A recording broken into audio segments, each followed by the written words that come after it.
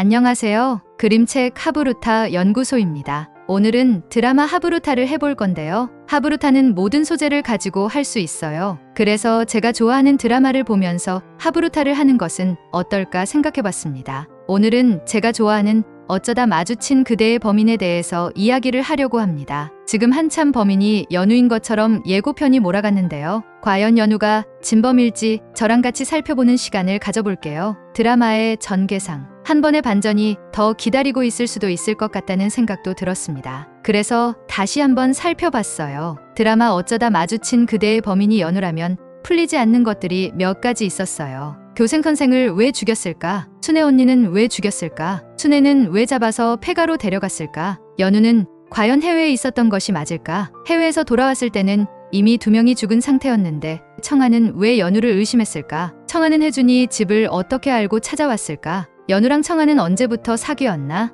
연우와 청아가 사귄 지 얼마나 되었다고 아이를 기다렸다는 이야기를 하는 것일까? 연우가 온 지 얼마 안 되어서 다방 언니랑 사귀고 애를 만든 것도 이상해요. 그런 다방 언니가 연우를 의심하는 것도 이상해요. 연우는 분명 2명이 살해된 뒤에 온 사람이에요. 해외에서 온 지 얼마 안 된 사람을 다방 언니는 왜 연우를 의심했을까요? 아이를 임신하고 기다렸을 가능성도 낮아요. 오랫동안 기다린 것처럼 이야기를 했는데 연우랑 만난 지 얼마나 되었다고? 청아가 말하는 남자가 연우가 아니라면 모르겠지만 말이죠. 연우가 해외에 있었던 것이 거짓말이거나 당초 입국하기로 한 날짜보다 일찍 입국해서 다방 언니 집에서 머무르다가 여자들을 먼저 만나 죽였을 가능성도 있다고 봅니다. 그러나 연우보다는 다방 언니가 더 수상합니다. 사건에 사용된 모든 증거물이 다 다방과 관련이 있었고 다방과 관련된 사람들이 죽었으니까요. 그리고 사건이 커지니까 갑작스레 마을을 떠났고 혜준이가 도발하니 갑작스럽게 돌아와 혜준이에게 연우가 범인이라고 말했다는 점들이 매우 수상합니다.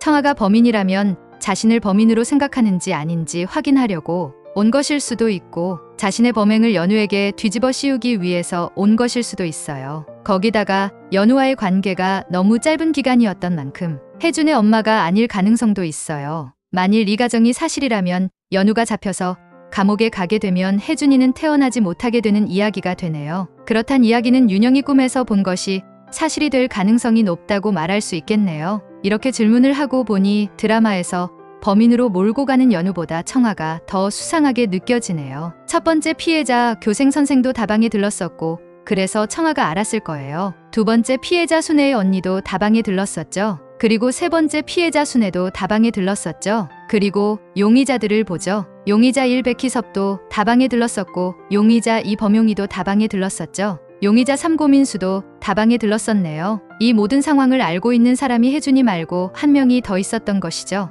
청아죠. 청아는 사람들로부터 많은 정보를 얻을 수 있는 그런 위치에 있어요. 그리고 마을 돌아가는 것을 가장 먼저 알 수 있는 사람이기도 하죠. 그러니 다방에 온 사람들에게 범행을 뒤집어 씌우기도 너무 쉬웠을 거예요. 피해자를 찾기도 너무 쉬웠을 거고요. 다방에 온 손님들 중에서 제일 만만한 인간을 고르면 되니까요. 만일 청아가 혼자가 아니었다면?